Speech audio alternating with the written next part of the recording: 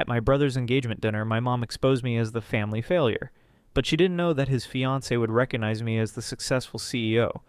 I'm Adrian, 32 years old, male. Last night I sat in my car outside the restaurant where my brother's engagement dinner was about to start, palms sweating against the steering wheel. I almost didn't go. My mother, Corinne, had already made it clear she didn't want me there. She hadn't said it outright, she never does, but the way she sighed when I RSVP'd yes, the way she muttered, "Just don't make it about you this time." I knew what she meant. She's been saying things like that my whole life. I was the difficult one, the kid who wasn't good enough. My brother, Julian, the golden child, could wreck the family car and somehow still get a pat on the head. Me? I once forgot to take the trash out and she told me I'd never survive in the real world. The irony is, I've more than survived. I built something. I founded a company in my mid-20s, grew it from a messy idea on a notepad into a $200 million tech firm with offices in 3 states. But to my family, I'm still the failure. Because I never told them. They don't even know the name of my company. They just think I play around with computers and somehow scrape by. I let them believe it too. Because admitting the truth felt like feeding a starving wolf. It'd never be enough. So when I walked into that private dining room last night, I braced myself. Julian grinned when he saw me. He always tries, I'll give him that. His fiancée, Elara, stood beside him, elegant, sharp-eyed, the kind of woman who doesn't miss a thing. She greeted me warmly. My mom barely looked at me. It was all fine until the wine started flowing. That's when my mom decided she needed an audience. "Isn't it wonderful," she said, raising her glass toward Julian. "One child making us proud. Doctor, soon to be married, everything we ever dreamed of." Then she turned, smiling that tight smile she reserves for me. "And then, of course, we have Adrian, still figuring things out. Isn't that right, honey?" The table chuckled politely. My dad stared at his plate. My face burned. I opened my mouth, but she kept going. "I mean, we can't all be doctors. Someone has to, tinker with apps or whatever he does. Keeps him busy, I guess." I felt the old anger rising, the old shame clawing at my throat. My nails dug crescents into my palm under the table. Everyone's eyes flicked toward me, then away. Pity, embarrassment. But Elara, my brother's fiancée, she didn't look away. She was staring at me like she'd just put a puzzle together. Her brow furrowed. "Wait," she said slowly, her voice cutting through the laughter. "You're Adrian Weston from Apex Systems?" The room went silent. My mother blinked. My brother's fork froze halfway to his mouth. I didn't answer. Not yet. My chest was a war zone, half of me terrified, half of me savoring what I knew was about to happen. Elara set her glass down with a soft clink. "Oh my God, I know you. Everyone in tech knows you. Your company just hit $200 million in valuation. You're the CEO." And just like that, the air in the room changed. Hey guys, real quick before we keep going, don't forget to sub and drop a like if you're enjoying the story, and tell me what you think in the comments. I'll feature the best one in the next video. Corinne's laugh came first. Sharp and brittle, too loud for the room. "Oh, Elara, you must be mistaken," she said, waving her hand like she was shooing away a fly. "Adrian tinkers with computers. He doesn't run companies." Elara didn't even flinch. She tilted her head, her eyes fixed on me. "No, I'm not mistaken. I've read interviews. Forbes, Business Insider, that panel at the Tech Growth Summit last year. You were the keynote speaker. Adrian Weston, founder of Apex Systems. It's you." The silence in that dining room felt physical, like someone had dropped a heavy blanket over the table. My father cleared his throat but didn't look up. Julian's eyes darted between me and Elara, trying to process. Corinne's hand, still gripping her wine glass, started to tremble. I could feel everyone staring, waiting for me to deny it, waiting for me to give my mother her cover. That was always my role. The scapegoat, the quiet one, the failure who made her look noble in comparison. But I was done protecting her. I leaned back in my chair and finally spoke. "She's right. I am the CEO of Apex. Been running it for almost 7 years." The air shifted again, heavier, charged.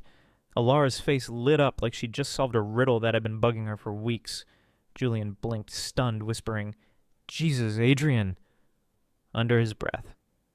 Corinne, though, her composure cracked. "Don't be ridiculous!" she snapped, slamming her glass onto the table so hard red wine sloshed over the rim, splattering across the tablecloth.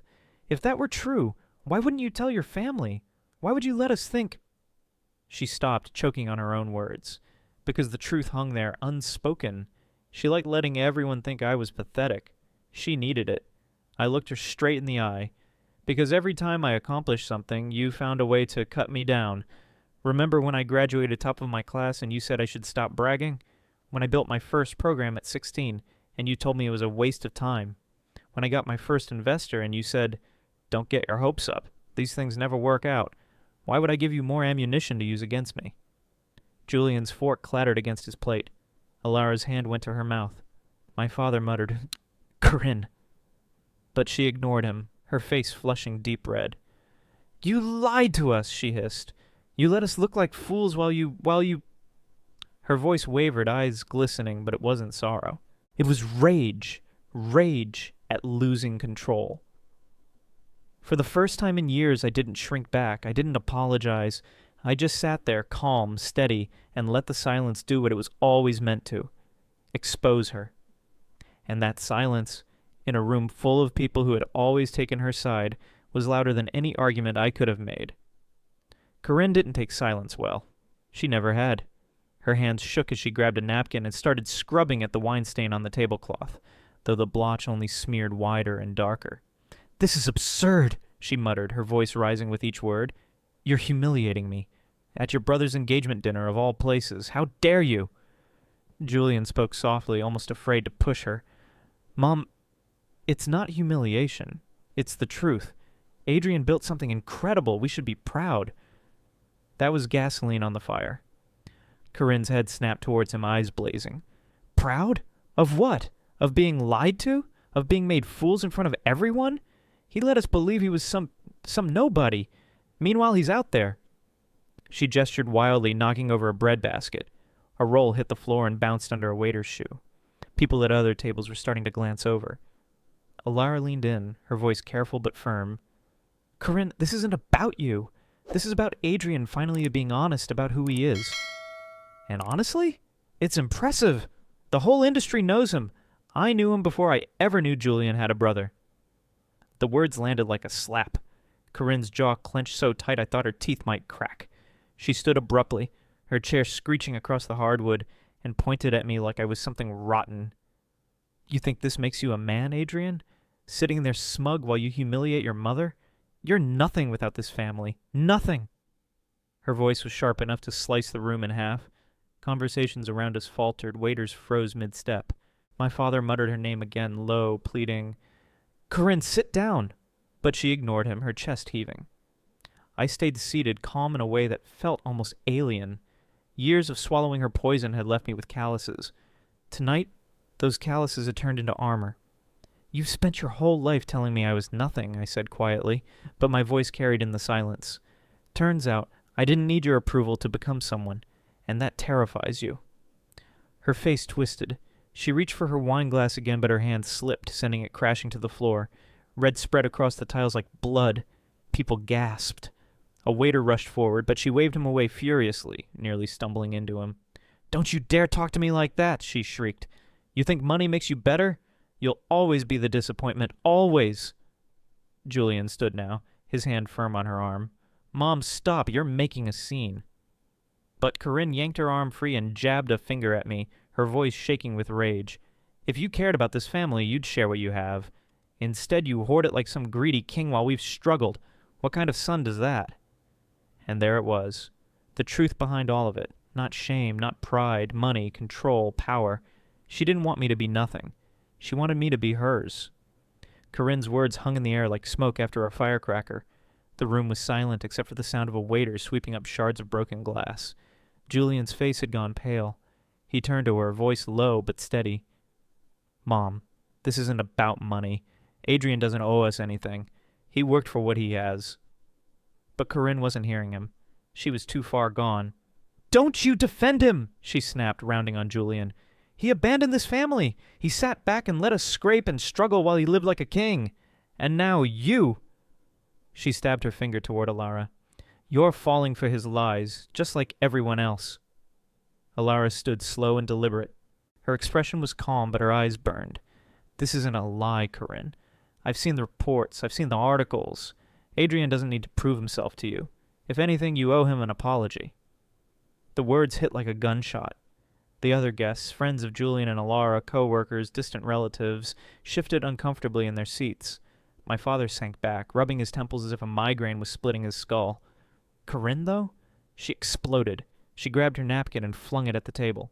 Apology? Me? To him? After everything I've done for this family? After all the years of sacrifices? While he hoarded his success and let us look like fools? Her voice cracked, climbing higher. He's not a hero. He's a selfish, arrogant child. Her words echoed off the walls, and then something in me snapped. I stood. My chair scraped back against the floor, loud enough to make her flinch. For years I'd kept my head down and swallowed the insults, carried the weight of her disappointment like it was my duty. But in that moment, with her shrieking like a cornered animal, I felt something I hadn't in decades. Freedom. I looked her dead in the eye. No, Corinne. The selfish one here has always been you. You needed me to fail so you could feel like you were in control. You needed someone to tear down so you could build Julian up as the golden child. And you know what? I let you. I let you write me off, laugh at me, dismiss me, because I thought keeping the peace mattered more than telling the truth. I could feel the room leaning in, everyone holding their breath. My hands trembled, but my voice didn't. Not anymore. Corinne's mouth opened and closed like a fish gasping for air. Her face was blotchy red, her hands shaking at her sides. She looked around the table, searching for allies, but found none. Even my father wouldn't meet her eyes. Julian finally broke the silence. His voice was quiet, but it carried. He's right, Mom. You've treated him like garbage his whole life. And tonight, you just proved it to everyone. That was the breaking point. Corinne let out a raw, guttural scream, grabbed the centerpiece vase from the middle of the table, and hurled it against the wall. Water and flowers splattered everywhere, glass shattering at inches from a waiter's face. Gasps erupted. Someone stood ready to leave. The restaurant manager rushed over, whispering harshly about calling security if things didn't calm down immediately. But Corinne was beyond calming. Her hands clawed at the air as she sobbed. You're all ungrateful. Every last one of you. I gave my life to this family, and this is how you repay me? And in that chaos, with everyone staring, guests, staff, my own family, I realized something. This was my chance. My first taste of revenge. I wasn't going to protect her reputation anymore. I was going to let the whole world see the truth. The restaurant manager's voice cut through the chaos like a whip. If this doesn't stop right now, we're calling security. Corinne froze, her chest heaving, strands of hair sticking to her damp face.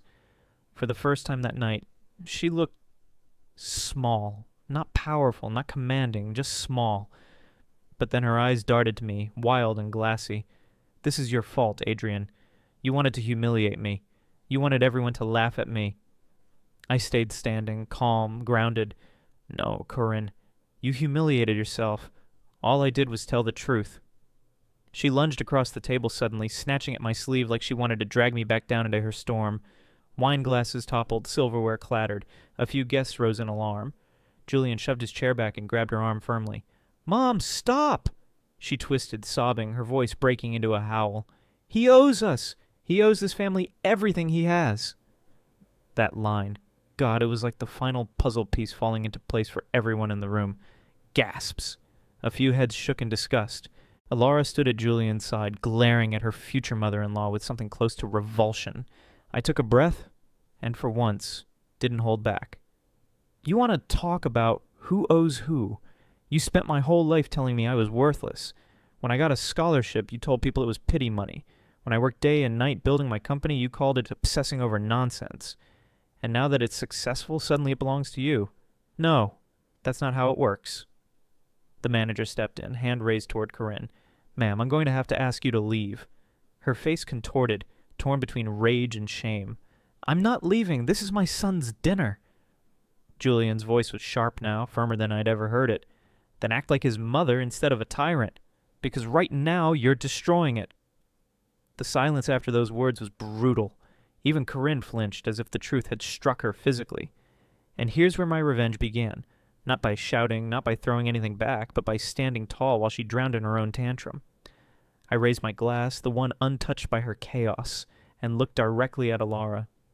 To Julian and Alara, to their future together. May it be stronger than the lies that tried to divide this family. The table erupted in cautious applause. Some clapped to cut the tension, others because they meant it. Alara's eyes shone, and Julian, my golden boy brother, looked at me with something I hadn't seen since we were kids. Admiration. Corinna, though, stood trembling, abandoned in her own fury, and for the first time she couldn't spin it, couldn't claw her way back, because everyone had finally seen her for who she was. Update. Wow. I didn't expect this to blow up the way it did. I came home last night shaking, half from adrenaline, half from disbelief at what had just happened. I didn't sleep a single hour. Replayed every word, every crash of glass, every look across that table. Some of you would have loved it. Some of you would have told me I should have flipped the damn table myself. Honestly? For a few seconds I wanted to, watching Corinne unravel like that. Screaming, hurling vases, clawing at my sleeve like she wanted to drag me back into the pit. It felt like a lifetime of suppressed humiliation finally boiling over. But the craziest part? I didn't need to lift a finger. She destroyed herself. And the comments I've gotten since... Man. Julian texted me at 3 a.m. He just wrote, "I'm sorry, I see it now. You didn't deserve any of it." That's the first time he's acknowledged the years of favoritism, the constant comparisons, the way she built him up by tearing me down. He's actually coming by tomorrow, without Corinne, because he wants to talk. That alone feels surreal. Alara, though, she's the one who changed everything. She pulled me aside after the restaurant cleared out. She hugged me, really hugged me, not polite, not cautious, and whispered, "I'm glad you finally said it. I've seen controlling parents before, but yours, she's something else." Then she added something that made me laugh. "Also, next time you walk into a room, maybe give people a heads up you're worth 200 million so they don't choke on their dessert." Even my father, who sat there in silence for most of the night, as always, called me this morning. His voice was quiet, almost broken. He said, "I should have stopped her a long time ago." That hit harder than I thought it would. But here's the thing. Corinne isn't letting go. Not by a long shot.